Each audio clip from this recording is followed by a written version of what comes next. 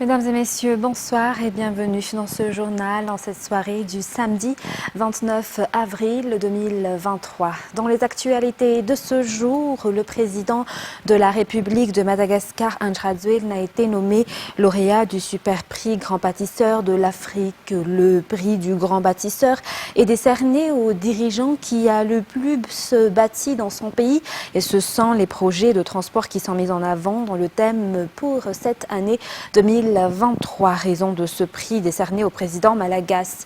Madagascar a pu construire la rocade Nyari, voit débuter les travaux d'autoroute, a achevé les routes nationales qui n'ont connu aucune réhabilitation depuis 60 ans et a changé l'histoire pour les routes nationales dans le nord de Madagascar, tout en construisant des infrastructures pour le développement durable. Cécile nous en dit plus. Le président de la République, Andjradjoelina, a reçu le prix du lauréat du super prix Grand Bâtisseur de l'Afrique, Trophée Boubacar Ndiaye, pour cette année 2023. Le comité de sélection du Africa Road Builders, qui a tenu une réunion hier à Dakar, Sénégal, a désigné le président Andjradjoelina comme lauréat de ce prix selon l'article sorti par Financial Afrique. Le leadership, la détermination, mais aussi la construction des infrastructures de transport innovantes dans le développement durable sont les points qui ont permis au président malagasy d'obtenir ce trophée du Grand Bâtisseur de l'Afrique. Le comité Africa Road Builders a souligné particulièrement que ce qui a permis au président Andjradjoelina d'obtenir ce prix est aussi sa volonté de poursuivre le projet Rocade Nyari, une voie rapide suivant les normes, affirme-t-il. Il mérite ainsi une reconnaissance car il est un exemple en Afrique dans sa volonté de construire des infrastructures pour le développement durable. La construction des routes dans le milieu rural reflète aussi l'esprit de grand bâtisseur au chef de l'État malagasy, selon ce comité. Aucun district oublié, telle est sa devise durant ce mandat. Cela impacte le transport des produits et promeut également les activités génératrices de revenus des paysans. L'Afrique admet que Madagascar possède un président de la République bâtisseur pour l'avenir. Le peuple malagasy est témoin de cela, notamment à travers la construction de la RN 44, l'achèvement de la RN 5A reliant Mbilbé-Voïmar qui a changé l'histoire du nord de Madagascar, mais aussi sa promesse à la population du sud de réhabiliter la RN 13, une réhabilitation qui est actuellement en cours. Parmi les projets innovants figure la construction de l'autoroute reliant Antananarivo et Toamasson. Outre les routes, Andjradjoelina est nommé grand bâtisseur car il a initié la construction des logements sociaux. 720 logements sont achevés actuellement, dont 320 à Mirciatusk, 80 à Toamasson, 80 autres à Nosbe, 80 chacune pour Diego et Mourdave. 112 CSB2 ont été également construits et 25 hôpitaux Manara Bench. Pour la jeunesse et le sport, des stades aux normes, au nombre de 30 et 18 gymnases ont été construits par le chef de l'État malagasy. Des infrastructures pour le transport, notamment 3 gares routières, 7 aires de sécurité et de repos, mais aussi 4 aérogares. Ce ne sont que des extraits, mais les infrastructures construites et en cours sont nombreuses. Le trophée Boubacar Ndiaye est octroyé chaque année aux dirigeants en Afrique. Le président tanzanien Samia Suluhu Hassan a été le lauréat en 2022, le président égyptien en 2020. Madagascar est à l'honneur à travers le président Andjradjoelina. C'est une grande première pour le pays. Le trophée sera remis au président Andjradjoelina le 26 mai prochain à Sharm el-Sheikh, Égypte, durant le sommet annuel de la BAD. Dans les actualités diverses de ce soir, l'influenceur de nationalité luxembourgeois Dylan Thierry a tenté de vendre des enfants malagasy à 700 millions d'ariars quand il était venu à Madagascar en 2022. Un artiste français avait publié un enregistrement audio dans lequel Dylan Thierry avoue les faits. Selon les informations, il serait actuellement poursuivi par la justice française sur ces faits après l'alerte lancée par les députés français. Cet influenceur serait déjà connu pour des délits d'escroquerie, profitant des souffrances des enfants pour en tirer des profits, notamment par le biais de tentatives de trafic d'enfants malagasy, selon toujours les sources. Cécile nous en dit plus. Il s'appelle Dylan Thierry, influenceur très suivi sur les réseaux sociaux. Il était à Madagascar en 2022 et avait séjourné dans le pays pendant 84 jours. Selon ce qu'il avait véhiculé à cette période, il voulait faire connaître les cas de Kéré dans le sud de Madagascar, raison de sa venue dans le pays, tout en apportant des aides. C'est ce qui faisait sa renommée sur les réseaux sociaux. Hier pourtant, un enregistrement audio a été publié dénonçant les tentatives de trafic d'enfants malagasy derrière son séjour dans le pays. Selon cet enregistrement audio, toutes les stratégies ont été déjà mises en place en vue de trafic d'enfants malagasy à travers l'utilisation de passeports français. L'on sait également que le montant pour un enfant s'élève à 150 000 €, soit 700 millions d'ariars. Imagine, il y a une petite fille de 3 ans, 4 ans ou 5 ans. Elle est à Madagascar, elle n'a pas de famille et tout ça. Moi, je dois la faire venir en Europe pour que ça devienne ma fille. En fait, je vais prendre le passeport de n'importe quel pote à moi qui a une fille noire. En fait, avec ce passeport-là, c'est comme si j'étais venu avec elle à Madagascar et en fait, je repars avec elle en Europe. L'on ne sait pas encore actuellement si cette tentative a abouti. Seule l'enquête confirmera les faits. On attend les résultats très prochainement. Ce que l'on sait également, c'est que dès que l'enregistrement audio a été publié, les députés français ont alerté la justice française. Après la publication de cet enregistrement audio, tous les secrets de Dylan Thierry ont été divulgués. L'on sait qu'il a pu récolter 160 000 € quand il a lancé un appel à cagnotte sur des sites pour aider les victimes du Kéré à Madagascar. Il a également fait une demande internationale et avait récolté une grosse somme d'argent après le séisme en Turquie. Mais aucune de ces aides n'est arrivée à destination. Dylan Thierry avait pour habitude de profiter de la misère des gens pour en tirer profit selon les sources. Cette affaire fait actuellement le buzz en France. 14 personnes, dont 2 femmes, ont été appréhendées par la gendarmerie nationale ce matin pour trafic de stupéfiants. Selon les faits, la gendarmerie nationale avait effectué une descente ce matin à Mazavatu-Kanamaïn avec des chiens renifleurs. Ils ont intercepté des stupéfiants composés d'environ 2,3 kg de chanvre indien, de 10 grammes d'héroïne, 5 seringues et des matériels de conservation de drogue. Ces 14 personnes sont actuellement détenues au sein de la brigade de la compagnie de la gendarmerie d'Ambujachim pour consommation, détention et vente de stupéfiants. Partant à présent dans l'est du pays, Vaïn Ivi Sandro a été officiellement installé hier à la tête du tribunal de première instance de Tuamasin. L'activation du traitement des dossiers ainsi que les descentes pour régler les problèmes fonciers figurent parmi ses priorités. Par ailleurs, le premier guichet unique a été inauguré hier par la ministre de la Justice. Reportage de Ruth Christelle Rakout-Malal. Réforme complète de la procédure au sein du tribunal, lutte contre la corruption, telles sont entre autres les consignes émises par le président de la République concernant la justice. C'est également une politique de gestion établie par la ministre de la Justice et une priorité pour Vaïn Ivi Sandro lorsqu'il a pris ses fonctions de procureur de la République auprès du tribunal de première instance à Tuamasin. Par ailleurs, le guichet unique a été inauguré au tribunal de Tuamasin. Selon la ministre Ranjamanantena Soulande Boulatin, cela facilitera l'accès des justiciables au tribunal, cela accélérera également les procédures. À noter que ce guichet unique à Tuamasin est le premier dans le monde judiciaire à Madagascar. Page économique, plus de 11 000 requêtes émanant de la population ont été reçues par le ministère de l'économie et des finances à travers le portail CBR aux conférences budgétaires régionales. Elles seront collectées et les plus pertinentes seront intégrées dans le projet de loi de finances. Mis à part le portail CBR, une conférence budgétaire régionale aura lieu dans les 23 régions dont l'ouverture a été lancée hier à Fort-Dauphin dans la région Anos. C'est un reportage signé Ruth Christelle Rakout-Malal. La conférence budgétaire régionale est un moment d'échange et d'écoute des aspirations de la population et de leurs souhaits pour le développement de leur région. C'est à partir de ces deux mondes qu'on élabore le projet de loi des finances, explique le directeur de budget auprès du ministère de l'économie et des finances, Rajanson Fnar Chazaratin.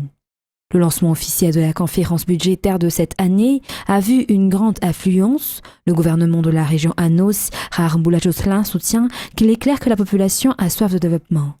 À noter que la région d'Anos fait partie de celle où le président de la République a le plus visité. Plusieurs infrastructures y sont construites ou en cours de construction. La ministre de l'économie et des finances, Rabarnirina Rissan Rinjasnbil, a quant à elle souligné que cette présence massive de la population traduit la volonté de se responsabiliser et de participer au développement de Madagascar.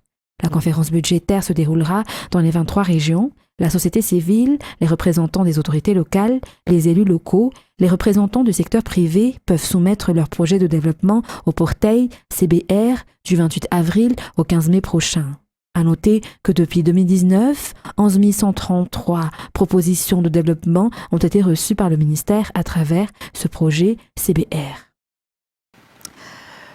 Le taux de ceux qui ont accompli la totalité des vaccins à Madagascar a baissé à 39% après la crise sanitaire causée par le virus du Covid-19, selon le ministre de la Santé publique. Aujourd'hui, l'une des raisons de cette baisse est les rumeurs qui circulent, mais aussi l'éloignement des lieux de vaccination. La politique de l'État actuel est la santé de proximité. De ce fait, les CSB dans toute la grande île ont été dotés de matériel afin de pouvoir accueillir le plus de vaccinations, que ce soit pour les enfants que la vaccination contre le Covid. Des équipements constituant la chaîne de froid pour la conservation selon les normes ont été octroyés à l'État, des dons émanant du peuple américain qui seront répartis dans les CSB et hôpitaux de 5 régions de Madagascar. Reportage d'Anienne Martina. La conservation des vaccins respecte les normes actuellement en partant du siège jusqu'au CSB dans toute la grande île. Si auparavant, seulement 20% sur les 3000 CSB de Madagascar avaient des équipements de conservation de vaccins aux normes, cela atteint les 90% actuellement. Une augmentation qui a pu se faire grâce à la collaboration entre l'État malagasy et les bailleurs, notamment le gouvernement américain à travers l'USAID Impact. L'équipement des CSB entre dans le cadre de la politique sanitaire de l'État qui est la santé de proximité. Il s'agit surtout de vulgariser la vaccination des enfants, laquelle a baissé depuis quelque temps pour diverses raisons. C'est ici à Tuamasin, capitale de la région Antsnanan, que le projet Impact a remis ses équipements pour la chaîne de froid aux CSB, hôpitaux des 5 régions, Antsnanan, Analanzruf, Fidvunan, Matsajambun et Milaki. Un don d'une valeur $1 031 000 venant du peuple américain. Dans les actualités internationales de ce soir, au Soudan, le conflit entre l'armée régulière et les paramilitaires a provoqué un exode massif de civils depuis Khartoum et la région de Darfour vers les pays voisins, malgré la violence des combats qui compliquent grandement les déplacements. France 24. Au milieu des abris de fortune, à la frontière entre le Soudan et le Tchad, cette femme a dû fuir son pays lorsque des hommes armés ont frappé à sa porte. Péniblement, elle a réussi à atteindre ce camp de réfugiés, mais sans sa famille. Sous la menace, on est parti précipitamment sur un âne pour venir ici. Je me suis séparée de mes 7 enfants et je ne les retrouve pas. On a vu des parents massacrés par des milices alors qu'ils n'ont rien fait. Nous sommes victimes d'une barbarie gratuite. Je ne comprends pas. Et lorsqu'ils ne peuvent pas fuir vers l'ouest, ils choisissent le nord, direction l'Égypte. Ces bus ont roulé toute la nuit depuis Port-Soudan, sur la côte est de la mer Rouge. Des trajets de près de 15 heures pour arriver jusqu'à ce point frontalier, avec encore en mémoire le fracas des combats. Vous vous réveillez tous les jours au son des coups de feu. J'étais chez moi et 4 balles sont entrées. Dieu merci, je vais bien. Le plus important, c'est que nous soyons arrivés en Égypte. Ces civils sont désormais à l'abri. L'ONU s'attend à un exode massif de centaines de milliers de réfugiés dans les prochains jours.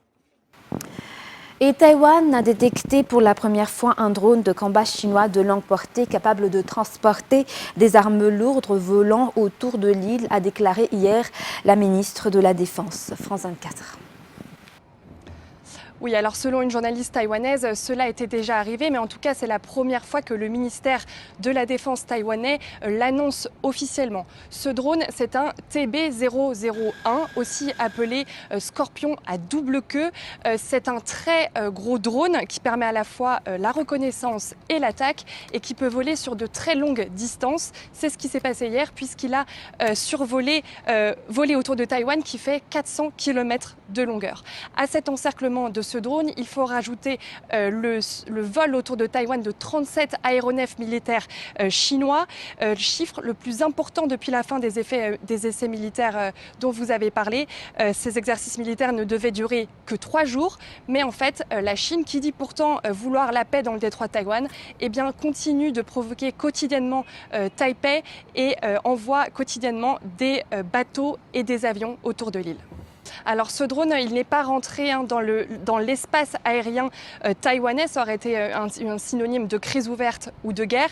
Non, il est resté dans la zone d'identification de défense aérienne taïwanaise, c'est-à-dire à plus de 20 km des côtes. C'est une zone légale, si ce n'est que l'armée chinoise aurait dû déclarer ce vol aux autorités taïwanaises. Mais ce vol, il suscite des questions chez les experts taïwanais. Pour certains, c'est le genre d'opération que Pékin pourrait mener la veille d'une invasion, puisque ce drone pourrait récolter des informations de sécurité nationale, comme par exemple la présence et la position de troupes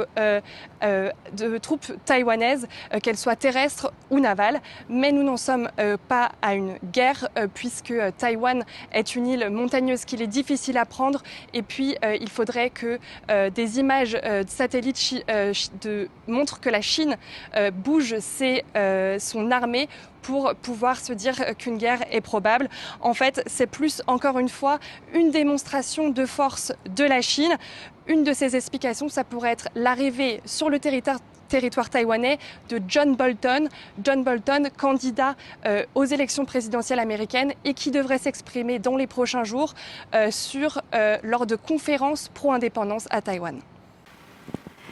Et dans le Capharnaüm du marché pakistanais, des hommes farfouillent les étals à la recherche de ce qu'ils pensent être le remède à leurs troubles sexuels, du gras de lézard fondu mariné dans de l'huile de scorpion et aromatisé avec des bains d'épices rouges. France 24 nous en dit plus.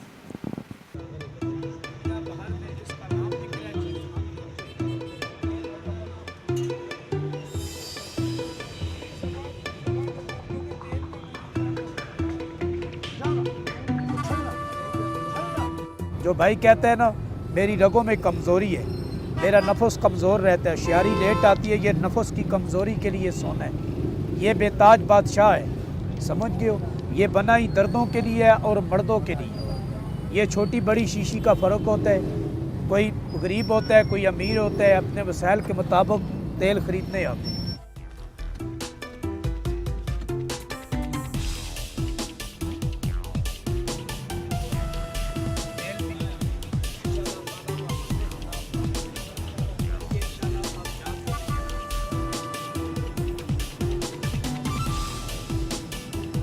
ये 10 दिन बाद इस्तेमाल करते हैं, 10 दिन हो जाए, 15 दिन हो जाए, 20 दिन हो जाए, इस्तेमाल करना पड़ता है।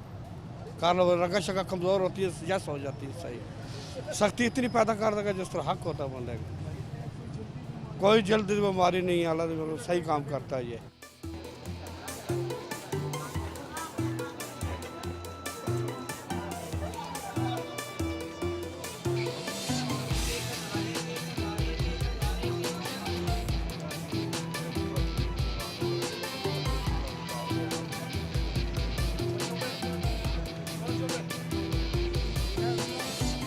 Absolute rubbish. There's nothing, no truth to it. There is no evidence, there is no research, there's nothing whatsoever which indicates or proves that this could be helpful. ये खामखा का it's very unfortunate, very लोगों को पागल बनाया हुआ है.